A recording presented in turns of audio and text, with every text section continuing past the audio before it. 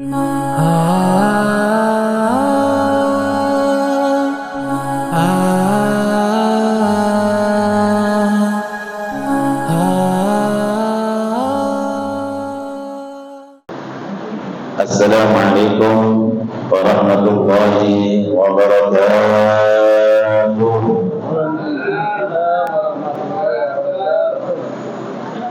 Assalamualaikum warahmatullahi wabarakatuh.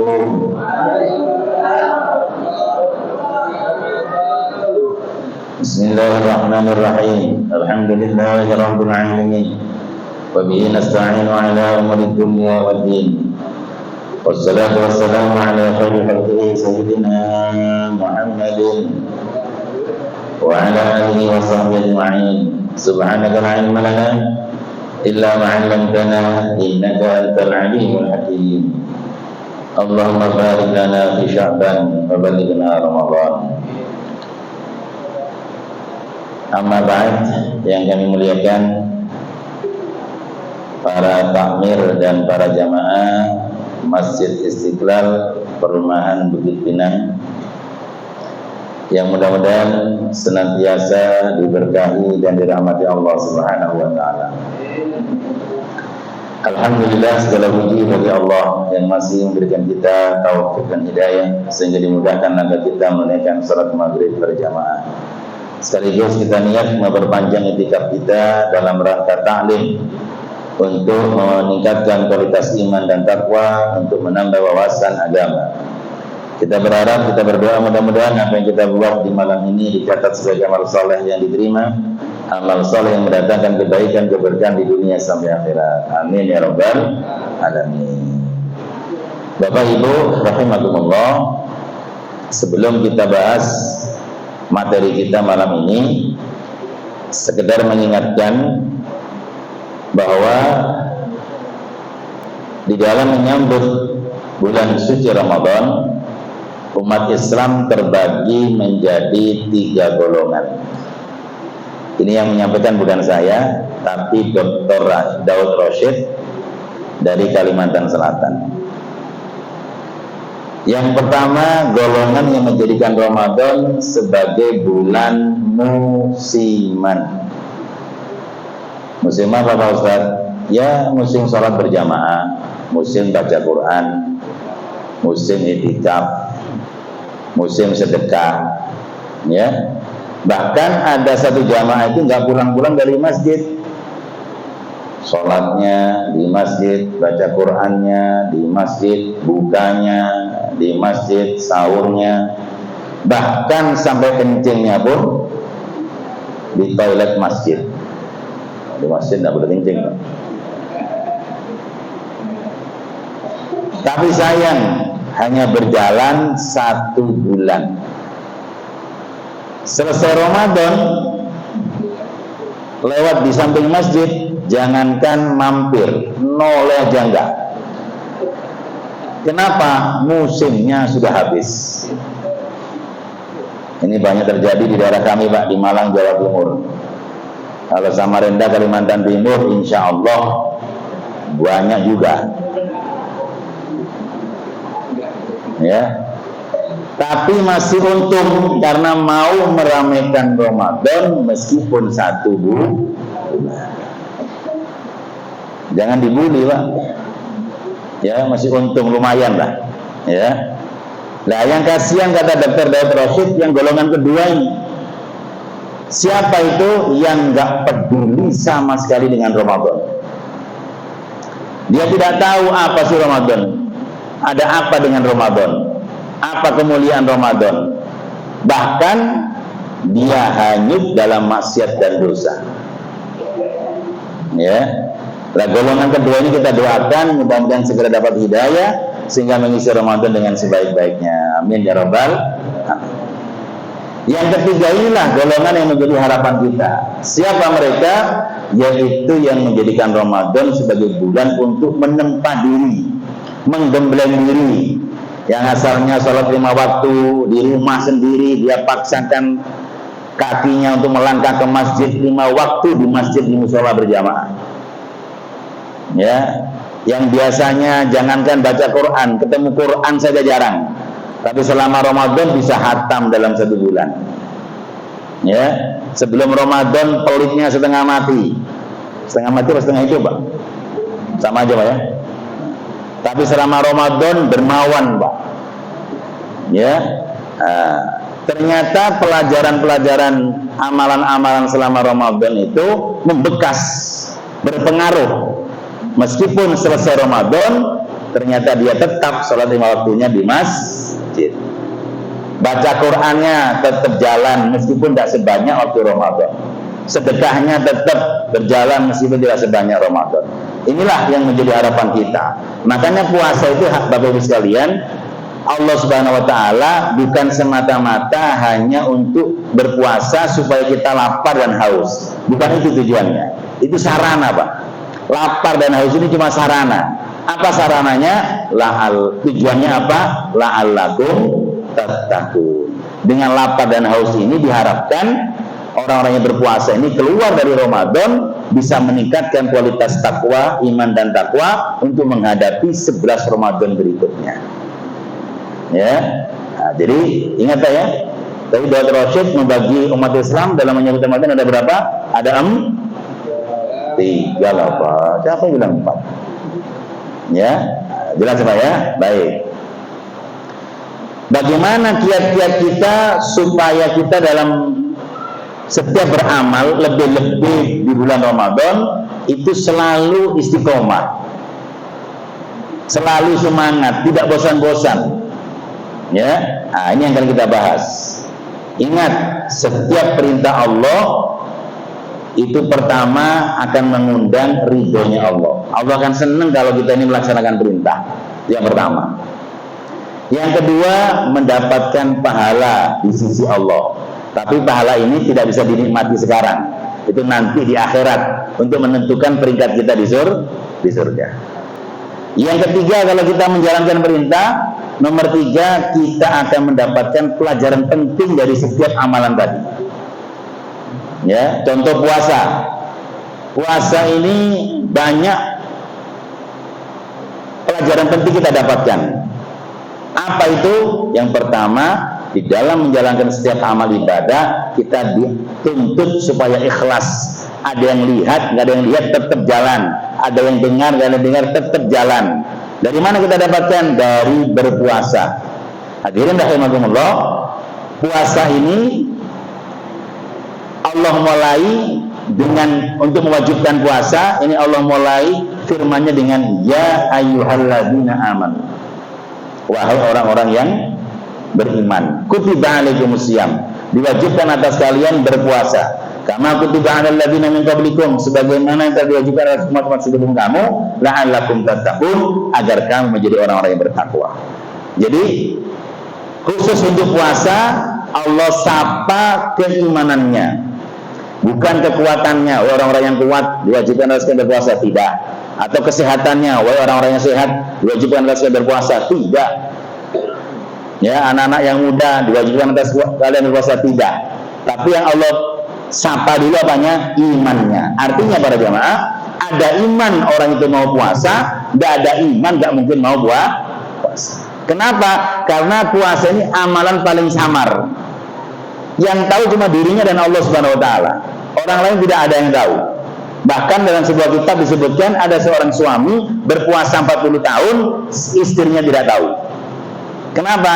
Karena puasa tidak bisa niat ganda. Kalau amal yang lain bisa, Pak. Kenapa Pak minta tahajud jam 2? Iya Pak Ustadz, di rumah ada mertua. Bisa enggak Pak? Bisa. Kenapa sholat tahajud ada gerakannya Pak? Bisa diketahui sujudnya, rukuknya, qomat qamitnya, bisa. Kenapa Pak Dasuki kok banyak sedekah bulan ini? Iya Pak, karena saya tahun depan mau nyalon DPR RI. Misalnya ini. Bisa. Karena sedekah bisa diketahui Pak. Bisa niat ganda. Bisa karena Allah, karena yang lain bisa.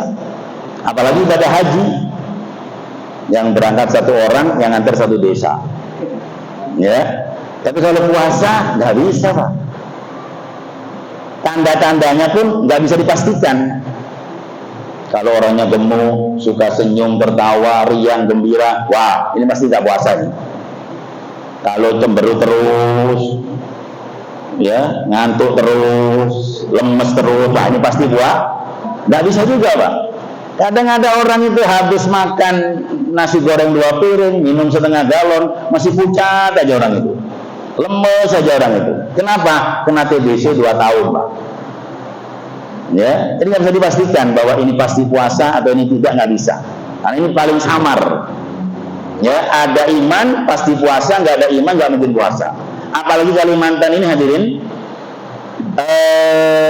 daerah yang dilewati peredaran matahari, namanya Khatulistiwa. Sehingga kalau panas Pak, beneran panas Pak di Kalimantan ini. Beda dengan di Jawa. Kalau sudah jam 12 siang itu orang berpuasa hausnya luar biasa. Ya, mau minum di rumah takut ketahuan anak-anak, mau minum di warung takut ketahuan teman. Caranya gimana Pak Ustadz supaya nggak ketahuan? Gampang. Menjelang adzan zuhur sampai datang ke Masjid Istiqlal, langsung menuju tempat wudhu, sampai kemur 10 sedotan, tapi yang sampai keluarkan 5 saja, yang 5 bablas kan? Nah, bisa. Ada yang tahu? Saya jamin nggak ada yang tahu. Jangan orang jauh, samping kita yang kemur nggak akan tahu. Tapi berani nggak? Enggak Pak Ustadz. Kenapa? Ada iman. Ada iman. Nah ini pelajaran penting bagi kehidupan manusia. Manusia ini kan sekarang kan kasihan Pak. Takutnya maaf kalau ada atasan. Takutnya maaf kalau ada CCTV. Betul. Yang tersinggung pasti betul. Ya.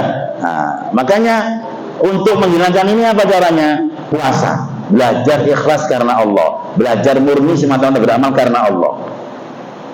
Ya, baik. Apalagi manfaat dari sebuah perintah Allah? Perintah Allah ini tadi apa pertama? Mendatangkan ridho Allah. Yang kedua, pahala dari sisi Allah. Kemudian ada pelajaran penting bagi kehidupan manusia. Yang ketiga, 4, ada pertolongan dari Allah. Nah ini Pak, pahala kita butuhkan nanti di akhirat, tapi pertolongan Allah kita butuhkan hari ini Pak. Ya, selama di dunia ini kita hidup dari masalah ke masalah. Apabila masalah ini tidak ada pertolongan Allah, maka binasalah kita, hancurlah kita. Jangankan masalah besar Pak, masalah sekecil apapun, kalau Allah nggak bantu, nggak akan selesai. Bahkan masalah kecil bisa jadi besar kalau Allah nggak bantu. Kenapa hari ini kita ini punya masalah tapi bisa selesai? Karena dibantu oleh Allah Subhanahu wa Ta'ala. Makanya banyak amalan-amalan yang bisa mendatangkan pertolongan Allah Subhanahu wa Ta'ala. Sebetulnya semua amalan Pak, semua perintah Allah itu mengandung pertolongan dari Allah. Ya, jadi kalau kita nggak dibantu Allah, bahaya hidup ini Pak. Amalan yang paling banyak mendatangkan pertolongan Allah yaitu sholat. Allah SWT berfirman, wasta'inu bis-sabri was-sholat. Banyak-banyaklah kalian minta tolong kepada Allah dengan sarana sabar dan sholat. Bis-sabri dengan sifat sabar dan sholat. Artinya kalau kita punya masalah butuh pertolongan Allah, pertama siapkan sifat sabar. Selama sabar banyak-banyak sholat. Apa sholat artinya? Doa, minta tolong kepada Allah. Orang yang banyak sholat berarti banyak minta tolong kepada Allah. Siapa yang banyak minta tolong pasti ditolong oleh Allah. Mana Pak Ustadz buktinya kalau ada masalah kecil gak dibantu Allah jadi besar? Baik, ada pernah kejadian para jemaah, ada seorang suami nganter istrinya belanja ke mall. Nah suaminya ini mungkin termasuk golongan orang yang pelit, nggak mau bayar parkir. Jadi selama istrinya belanja, dia di atas mobil, nggak mau parkir, ditungguin di depannya mall. Ya, selesai belanja, si suami langsung tancap gas mau keluar dari areal parkir. Kata penjaga parkir, Pak, bayar parkir. Kata suaminya, enggak kok, saya nggak parkir. Loh iya Pak, tapi Bapak di areal parkir. Iya, tapi saya nggak parkir. Iya, tapi Bapak di areal parkir. Ya, akhirnya otot-ototan, akhirnya si sopir ini tanpa sengaja menampar tukang parkir, si suami tadi. Tukang parkir ditampar, Pak. Kira-kira marah enggak? Kira-kira memaafkan apa marah? Yang pernah jadi tukang parkir, Pak? Ya, tukang parkir apalagi ada tatonya di sini ular naga, di sini ada 9 naga. Marah dia, Pak. Ya, langsung ambil botol dia, botolnya dipecah, ditusukkan ke dadanya suaminya tadi. Bapak Ibu, saya mau tanya, kalau dia bayar parkir, saya berapa juta dia? Ya, paling mahal berapa parkir? 4.000, 5.000. Sekarang dadanya kemasukan botol, berapa juta harganya? Habisnya? Oh, banyak juta, Pak. Inilah contoh kecil kalau masalah tidak ada pertolongan dari Allah. Ya, nah, makanya dengan banyak melaksanakan perintah Allah, maka akan banyak mendapatkan pertolongan Allah. Saya kasih 3 cerita ini. Mudah-mudahan waktunya cukup. Kalau 1 cerita setengah jam, berarti 3 cerita 1 jam setengah. Nah, siapa ya? Ya, sampai siap, saya nggak siap. Ya, baik. Yang pertama, Nabi Ibrahim alaihissalam. Nabi Ibrahim, mungkin Bapak Ibu sudah tahu, bertahun-tahun menginginkan kedatangan seorang anak. Bahkan sampai umur 80 tahun, Nabi Ibrahim belum punya anak. Sering khawatir, sering sedih. Kenapa? Khawatir nggak ada yang meneruskan dakwah Islam sehingga generasi berikutnya nggak kenal Islam. Itu yang dikhawatirkan Nabi Ibrahim. Maka nggak tahu yang mandul Nabi Ibrahim apa yang mandul istrinya namanya Sarah. Ya. Maka melihat suaminya sedih terus, akhirnya Siti Sarah bilang, "Mas, kayaknya aku ini mandul, gak bisa punya anak. Maksud kamu apa?" "Ya, gimana kalau saya nikahkan sampean?" Ya. Kira-kira kalau Bapak digitukan gimana, Pak? Kira-kira aja, kira-kira. Seneng apa sedih apa langsung ginjal-ginjal teriak-teriak hururi? Ya. Nah, tapi umurnya 80 tahun. Ya sudah, kalau itu kemauan kamu, tidak apa-apa, saya terima. Maka dinikahkanlah dengan Siti Hajar. Ya, tidak lama Allah karuniai putra. Dan dari luar biasanya, nggak lama juga Siti Sarah juga hamil, Pak. Ya, punya putra juga dari Siti Hajar, namanya Nabi Ismail alaihissalam. Dari Siti Sarah namanya siapa? Nabi Ishak. Ya, baik. Lagi senang-senang Nabi Ibrahim punya anak, kemudian turun perintah. Waktu itu Nabi Ibrahim berada di Bakkah. Sebelum nama Makkah namanya Bakkah, lembah. Ya, lagi Nabi Ibrahim senang-senang di Mekah, maka Nabi Ibrahim diperintah meninggalkan anak dan bayinya di Mekah, suruh dakwah ke Palestina. Karena memang Nabi Ibrahim di Palestina, Siti Sarah di Palestina. Ya, Nabi Ibrahim gak tega untuk mengatakan aku diperintah Allah berangkat ke Palestina. Kenapa? Karena waktu itu di Mekah belum ada siapa-siapa, belum ada apa-apa. Bayangin, Pak, di apa namanya, di satu tempat padang pasir yang panas, gersang, tandus. Ada seorang kiai mengatakan waktu itu keadaan kota Mekah masih mengerikan. Jangankan manusia, genderuwo saja nggak kerasan di situ, Pak. Bau genderuwo. Apa bahasa Banjar ya? Kuntilanak. Saking gersangnya, saking tandusnya, jangankan makhluk-makhluk biasa, makhluk halus pun nggak kerasan di situ. Makanya Nabi Ibrahim begitu dapat perintah, dia langsung jalan saja. Siti Hajar tahu, wahai Nabi Ibrahim mau kemana? Nggak ngomong, Pak, karena nggak tega dia, nggak kuat. Lagi seneng-seneng sama anak, lagi pengantin baru, tahu-tahu harus meninggalkan anak istrinya di padang pasir yang nggak ada apa-apa, nggak ada siapa-siapa. Maka dikejar sama Siti Hajar. Kalau bahasa kita ya, mas bro mau kemana? Kenapa dikatakan mas bro? Namanya Nabi Ibrahim. Nah, bro, mas Ibrahim. Ya, nah, dipanggil, nggak noleh pak. Dikejar lagi. Oh ya Nabi Ibrahim, mau kemana? Nggak noleh juga. Karena katanya nggak kuat. Ya seorang Nabi itu begitu, perintah Allah melebihi perintahnya jenderal kepada kopral pak. Lebih melebihi perintahnya presiden kepada Pak RT. Ya, kenapa? Oh ini yang merintah raja di raja ini, jangan sampai nggak dilaksanakan, bahaya ini. Tapi kalau dilaksanakan, nanti Allah kasih pertolongan. Maka sama Siti Hajar pertanyaannya dirubah, bukan Mas Ibrahim mau kemana, tidak. Wahai Nabi Ibrahim, kamu tinggalkan kami di sini perintah Allah kan? Baru dia gini, ya. Amurka Allah bihadza? Apakah Allah menyuruh kamu seperti ini? Iya.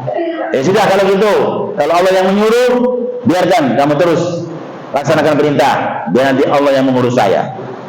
Ini Pak, catat ya. Kalau sudah perintah Allah, jangan ditunda, jangan dilawan.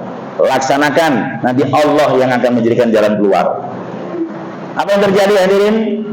Tidak lama setelah Nabi Ibrahim pergi, Nabi Ismail waktu kecil nangis-nangis. Kenapa? Siti Hajar nggak ada yang diminum, sehingga air susunya nggak keluar. Maka Siti Hajar lari ke Bukit Sofa nyari air, nggak ada. Balik lagi ke Marwah, nggak ada air. Balik lagi ke Sofa Marwah, sampai 7 kali tidak ada air. Diangkat tangan, ya Allah, usaha kami sampai di sini. Sekarang tunggu pertolongan-Mu ya Allah. Maka waktu Nabi Ismail itu kakinya menghentak-hentakkan ke tanah, maka dari situlah muncrat air yang sampai sekarang dikatakan air Zam-Zam. Ya, ada yang mengatakan Zum-Zum, artinya berkumpul. Nah, dari mana itu air? Dari hentakan seorang bayi yang ditinggal orang tuanya untuk melaksanakan perintah Allah. Nah, setelah air itu keluar, ya, maka tidak lama burung-burung itu mulai berterbangan di atasnya air itu. Maka kafilah-kafilah musafir-musafir yang ada di sekitar situ melihat banyak burung begitu, mereka punya keyakinan, wah pasti di situ ada air. Maka saudara musafir, pedagang, saudagar, ya, ke situ ada air. Tapi punya siapa air ini? Sumurnya punya siapa?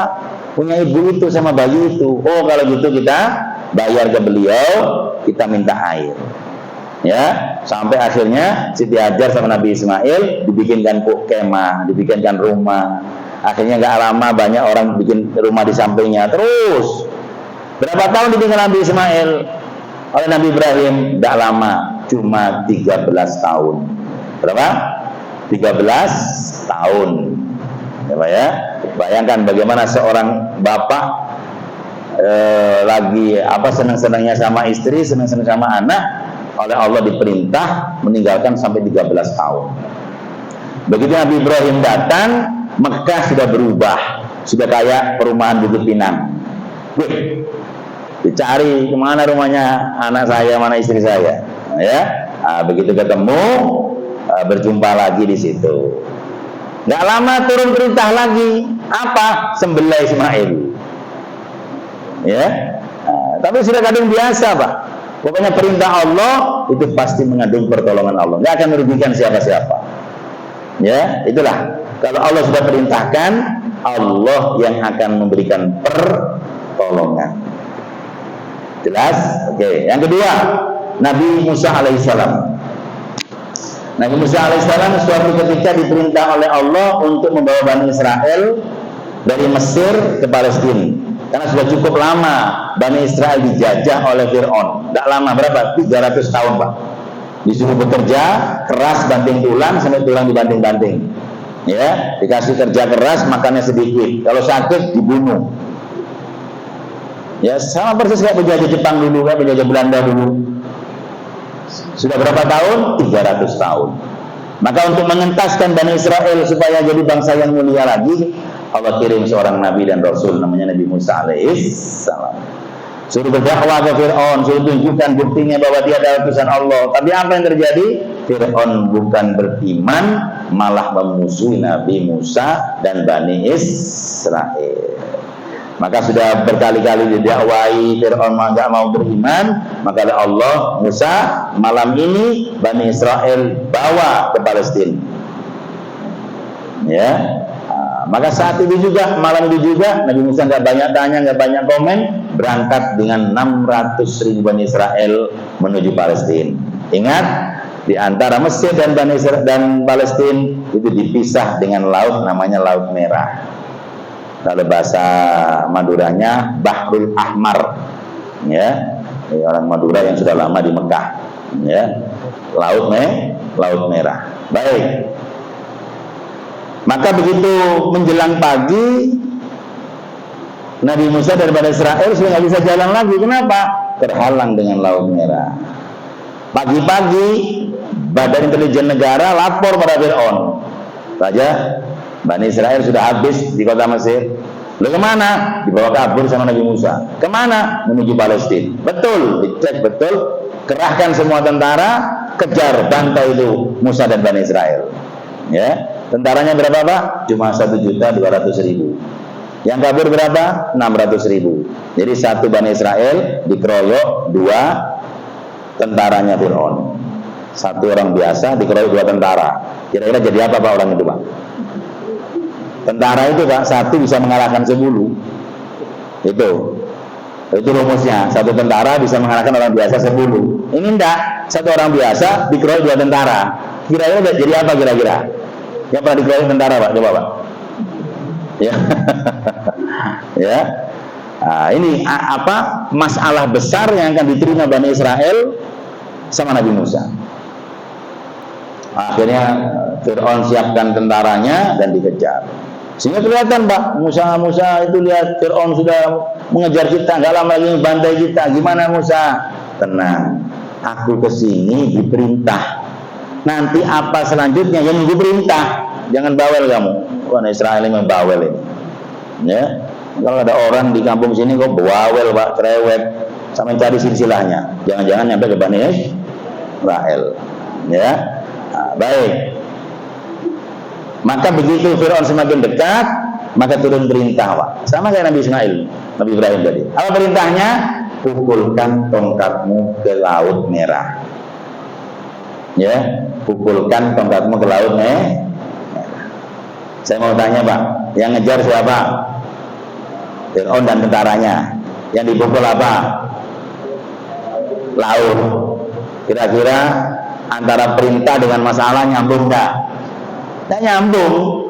Lalu yang ngejar tentara Fir'aun, kok yang dipukul laut? Apa salahnya laut? Dan seandainya laut itu dipukul sama tongkat Nabi Musa, jangan 1 kali, 1000 kali, kira-kira tongkatnya jadi apa? Lautnya jadi apa? Ya lautnya tetap jadi laut, tongkatnya jadi tongkat. Tapi kan ada perintah Allah, maka yang kasih pertolongan Allah. Begitu laut dipukul, langsung jadi 12 jalan sebanyak sukunya Bani Israel. Ya, jadi tingginya belahan laut itu, satu belahan itu Pak tingginya 1,5 kilo. Karena mendalamnya lautnya itu 1.500 meter. Ya, maka berjalanlah Bani Israel menyeberangi Laut Merah tadi. Nyampe di tengah, Fir'aun baru nyampe di pinggir. Sebetulnya hadirin, Fir'aun sudah tahu ini bahaya ini. Nggak mungkin kalau bukan Tuhannya Musa bikin begini, nggak mau. Masa mungkin Allah dibelah kayak begini ini. Wah, bahaya kalau diteruskan ini. Tapi sayang, sifat sombong sudah kadung ada dalam hatinya Fir'aun. Makanya Pak hadirin, supaya hidayah ini terus masuk kepada kita, hati kita harus lepas dari sifat sombong. Selama masih ada sombong, hidayah belum bisa masuk Pak. Abu Jahal itu jangan dikira tidak tahu kalau Nabi Muhammad itu Rasul. Tahu persis. Bahkan Abu Jahal itu nama aslinya adalah Amr bin Hakam. Kenapa dikatakan Hakam? Karena ahli hukum, tahu kitab-kitab sebelum Nabi Muhammad SAW. Cuma karena sifat sombong, aku nggak mau ngakui Muhammad. Kalau saya ngakui Muhammad, nanti secara politik saya jadi apa, secara ekonomi saya dapat apa. biar saya gak akan mengakui Muhammad selamanya. Kenapa? Sifat sombong. Padahal Abu Jahal tiap hari ketemu Nabi Muhammad. Ada mujizat, Abu Jahal menyaksikan.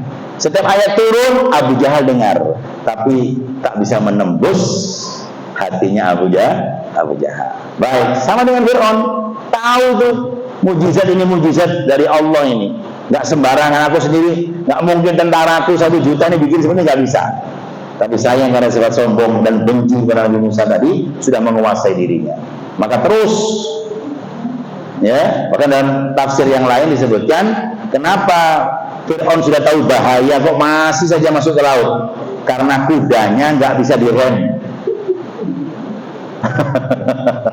Kudanya itu nggak bisa direm. Jadi pokoknya kudanya mungkin sudah bosan lihat Fir'aun ini, ya, sudah mau muntah dengan Fir'aun ini karena sudah nggak mau taat kepada Allah.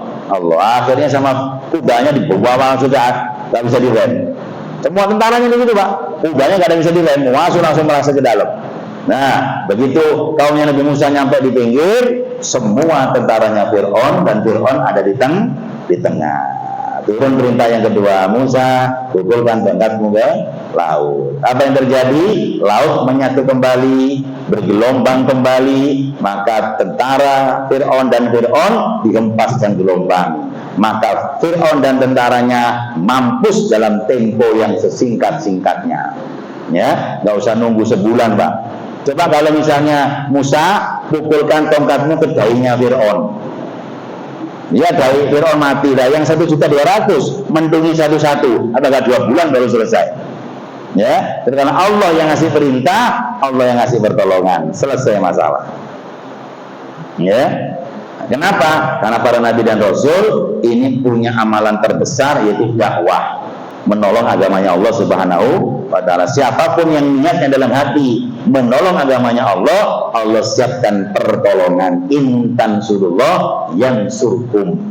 Kalau kamu mau tolong agamanya Allah, Allah akan tolong kamu. Wa yuthabbit aqdamakum, dan Allah akan tetapkan nanti telapak kakimu waktu meniti jembatan Shiratal Mustaqim. Jadi para takmir, para imam yang meramaikan masjid, memakmurkan masjid, niatnya semata-mata dakwah untuk menghidupkan Islam di kampung kita, ada jaminan pertolongan dari Allah Subhanahu wa ta'ala. Asalkan semata-mata memakmurkan rumahnya Allah, bagaimana Islam terus berkembang, di agamanya Allah terus berkembang.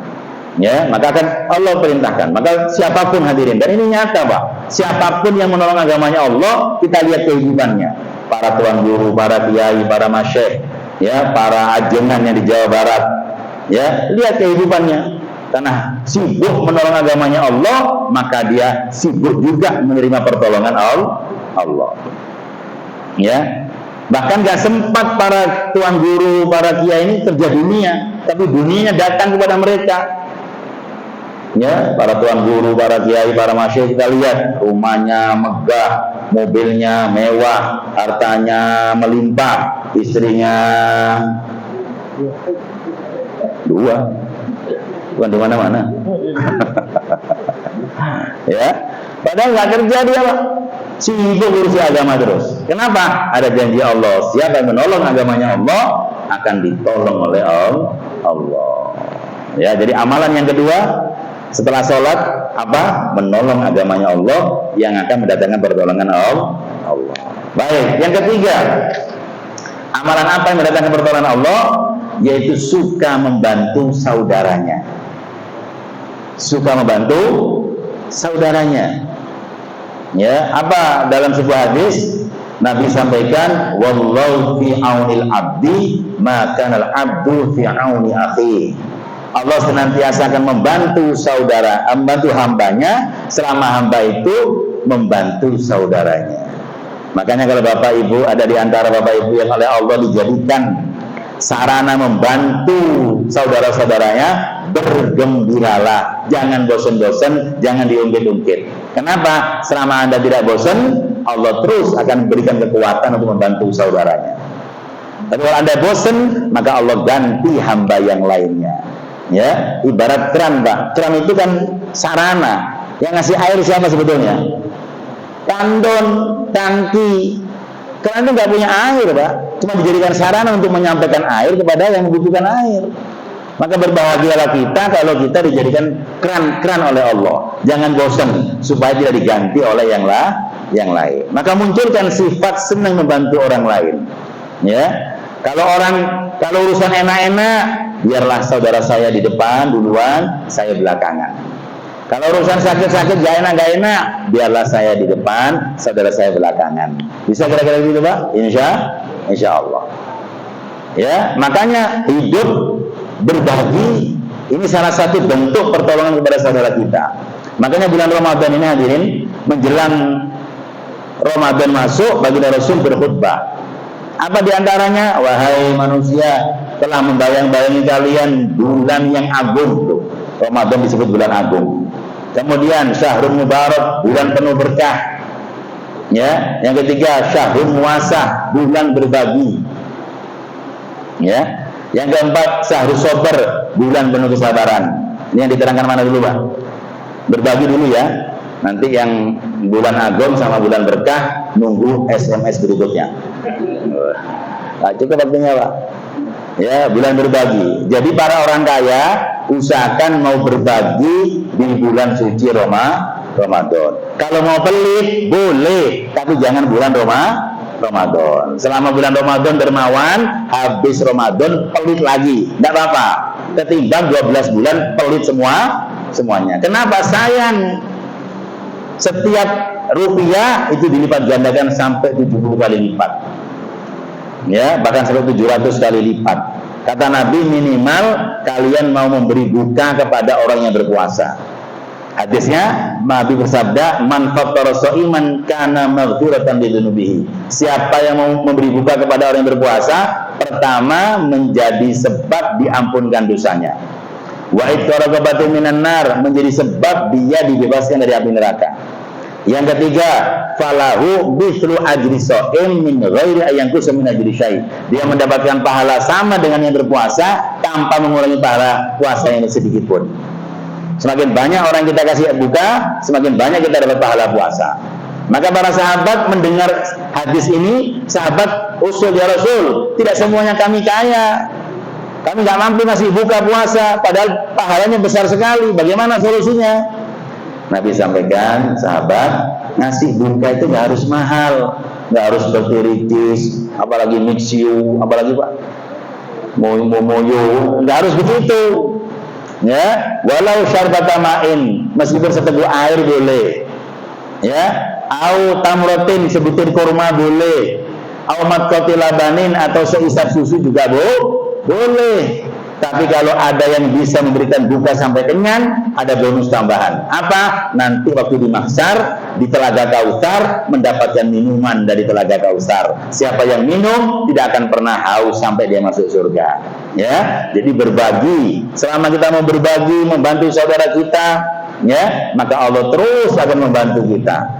Tapi kalau kita sudah bosan, maka Allah sudah tidak akan membantu kita lagi.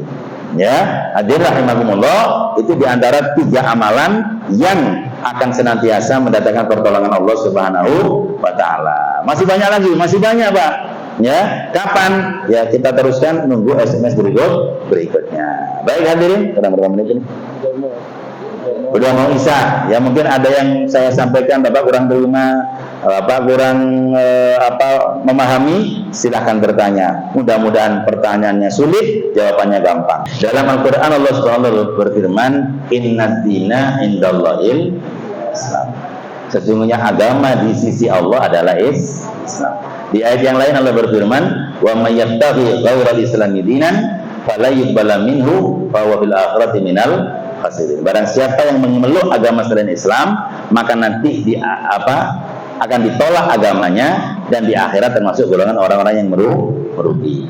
Allah tidak beragama, tapi Allah mewajibkan semua hambanya beragama, dan agama yang dipilih oleh Allah cuma Islam. Nabi Adam sampai akhir zaman nanti hanya satu agama, cuma Islam. Tidak ada Nabi itu beragama Yahudi, Nasrani. Wa ma kana Ibrahimu Yahudiyan wala Nasraniyan walakin kana hanifan muslima. Nabi Ibrahim bukan orang Yahudi, orang Nasrani, tapi Nabi Ibrahim adalah beragama Islam. Jadi agama Islam itu agama yang dipilih oleh Allah untuk hamba-hambanya, bukan agamanya Allah, bukan. Ya, Allah nggak punya agama, betul. Tapi setiap hambanya harus beragama. Yang mau Islam selamat, yang nggak selain Islam nggak akan selamat. Keyakinan ini harus ada dalam hati kita para jamaah. Oh, kalau kamu gitu merasa benar sendiri, iya, itulah toleransi. Jangan sampai kita dalam hati kita mengakui dua agama. Jangan dosa, Pak. Saya ini Islam, tapi agama Buddha juga benar. Wah, ini nggak bisa, Pak. Nggak bisa. Silahkan agama Hindu mengatakan Hindu benar, Islam salah, silahkan. Orang Kristen mengatakan Kristen benar, Islam salah, silahkan. Tapi jangan salahkan kami kalau saya mengatakan Islam benar, yang lain salah. Karena itu perintah Allah, Pak. Jelas? Baik. Menolong agamanya. Semua para rasul tugasnya menolong agama Allah. Allah sebetulnya nggak butuh pertolongan, Pak. Satu detik, satu dunia bisa diislamkan, bisa. Cuma Allah kepingin umatnya ini mau usaha. Dengan usaha itulah dapat pahala. Ya. Jadi orang-orang para rasul itu bisa saja malaikat Jibril seperti Bani Israel itu. Begitu turun kitab Taurat, Bani Israel nggak mau terima. Apa akhirnya? Jibril, kamu angkat itu gunung Tursina. Kalau Bani Israel nggak mau terima, tancapkan itu gunung. Wa rafa'na fawqakum at-tur. Ada kan di Quran? Nah, Allah bisa begitu, Pak. Tapi Allah nggak seperti itu, nggak kepingin seperti itu. Kepingin semua kita ini berlomba-lomba menolong agamanya Allah sehingga semuanya dapat pahala pertolongan dari Allah. Sekarang kalau ada orang Islam, orang Kristen atau orang kafir masuk Islam, kita nggak pernah berusaha mengislamkan dia, dapat apa kita? Nggak dapat apa-apa. Tapi orang yang berusaha merayu dia, memahamkan Islam kepada dia, itulah yang akan mendapatkan pertolongan dari Allah. Nabi sebetulnya sudah ada, Pak. Abu Jahal bakal kafir, Abu Thalib belum bisa masuk Islam, Abu Lahab kafir, Abu Gosok, ya. Nah, sudah ada catatannya semua, tapi tetap Allah kirim Rasul. Supaya apa? Orang-orang yang beriman lewat Rasul dapat pahala, dapat pertolongan Allah Subhanahu. Nah, sama dengan tetangga-tetangga kita, kerabat kita, saudara kita yang sampai saat ini belum sholat. Ya, tahu-tahu ada orang jauh-jauh datang mendakwai dia, kemudian bisa sholat. Ya, yang dia dapat pahala, Pak, kita nggak dapat. Tapi kalau kita yang mendatangi dia, merayu dia, mengajak dia, akhirnya dia sholat bisa 5 waktu di masjid, maka selama dia sholat di masjid, kita dapat pahala. Itu maksudnya menolong agamanya Allah Subhanahu wa ta'ala. Nanti Pak Barat kalau kurang puas ke rumah bawa sate Madura, kita selesaikan di rumah, insya Allah. Gitu Pak ya? Baik, mudah-mudahan apa yang kita kaji pada kesempatan malam ini bisa dipahami, menjadi ilmu yang bermanfaat, bisa kita amalkan sehingga mendatangkan kebaikan, pertolongan, keberkahan di dunia sampai akhirat. Al-Fatihah. Bismillahirrahmanirrahim. Alhamdulillahirabbil alamin arrahmanir rahim. Maliki yaumiddin. Iyyaka na'budu wa iyyaka nasta'in. Ihdinas siratal mustaqim. Siratal ladzina an'amta 'alaihim ghairil maghdubi 'alaihim waladdallin. Amin. Terima kasih atas segala perhatian. Mohon maaf atas segala kekurangan. Wassalamualaikum warahmatullahi wabarakatuh.